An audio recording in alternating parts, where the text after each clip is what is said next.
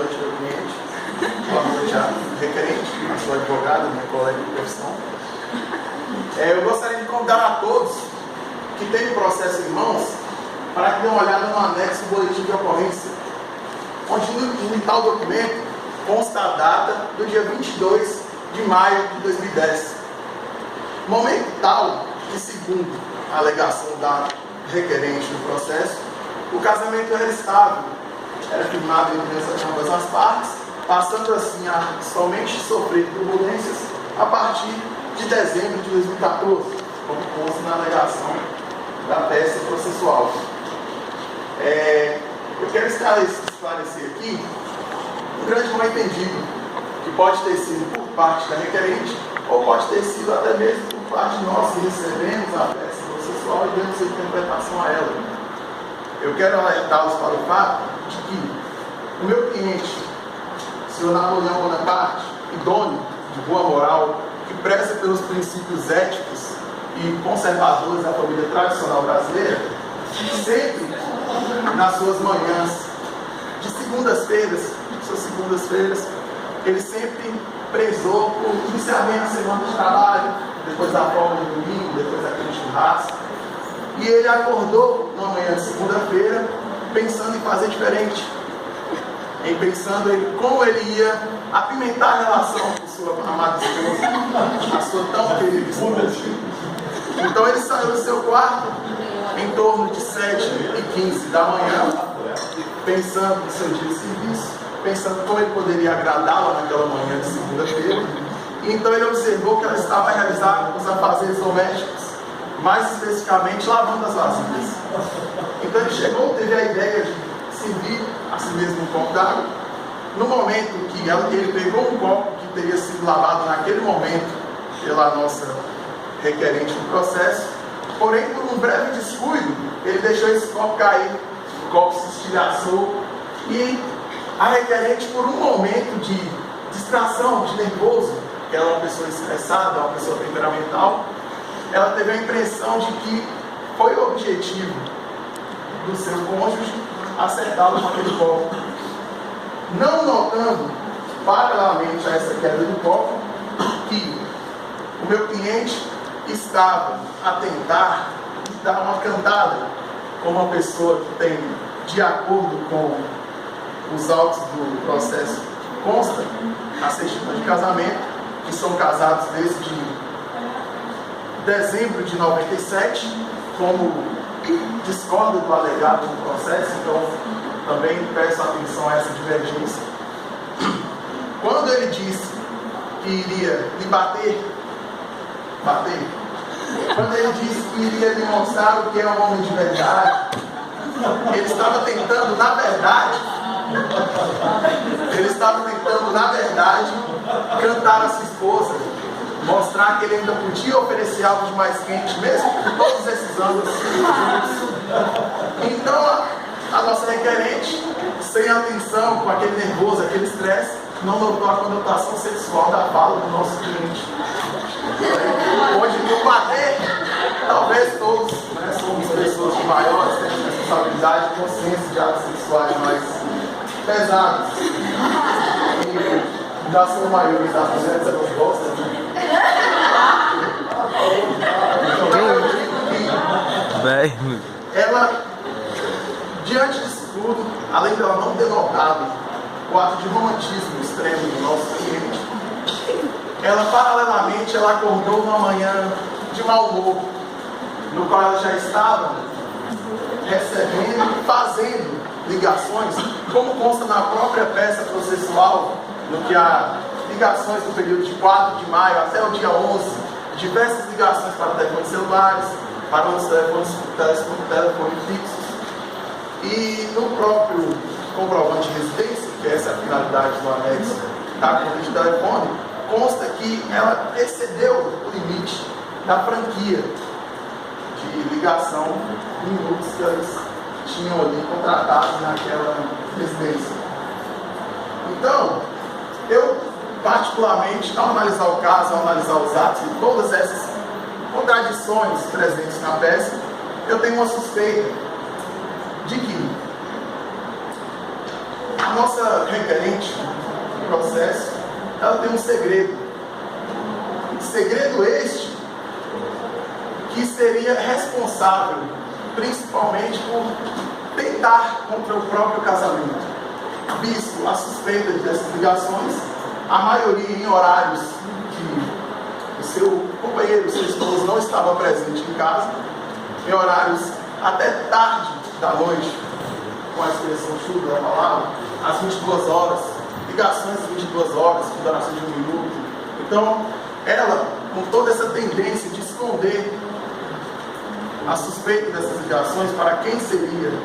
essas ligações, uma mulher casada, usando o próprio telefone fixo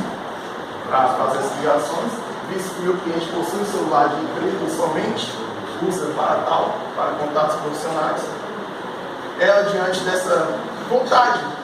de esconder esses contatos que ela fazia e usava todo o limite do telefone já há alguns meses, ela levantou essa acusação. Ela registrou um boletim de ocorrência reportando uma tentativa de agressão em um período em que o casamento estava no auge, no ápice do seu romantismo, em 2010. Isso que a mesma levou somente 4 anos depois o começo de todas as brigas e separação de corpos. Então, em face dessa observação, meritíssimos, eu quero pedir que seja revista,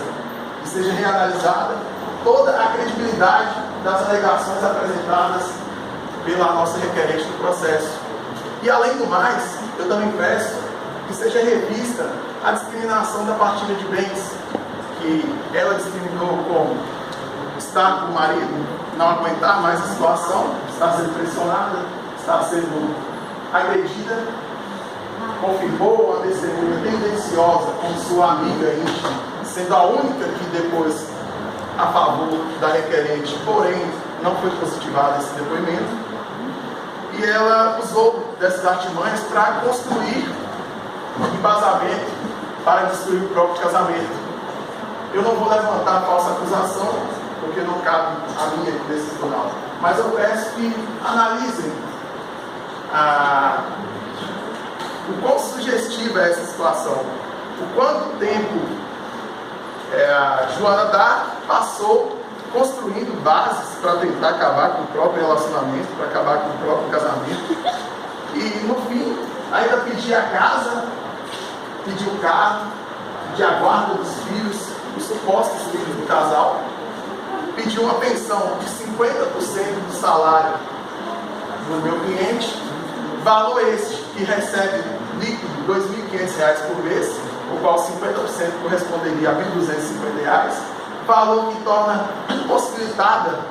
a sobrevivência do meu cliente, visto que ele não teria casa e ele não teria carro. Então hoje o financiamento de um carro popular para alguém com uma carta de crédito razoável sairia em torno de R$ 400, não precisa de mercado breve, isso sim. Além do mais, um aluguel na cidade de Paracatu, o que eu posso levar como exemplo, eu mesmo, advogado recém-formado, moro numa kitnet pequena, econômica, somente com água inclusa, e pago a quantia de R$ 470. Então, somente para o meu cliente conseguir se locomover e pagar o aluguel, ele gastaria na faixa de aproximadamente R$ 870. Não obstante disso tudo, meritíssimo, eu peço que seja revista a razoabilidade de todo esse processo, a razoabilidade das acusações, visto que são esdrúxulas, que são contraditórias, que são pobres de conteúdo, embasamento e argumentação sólida. Eu peço, sabendo todos aqui presentes, que o casamento é a união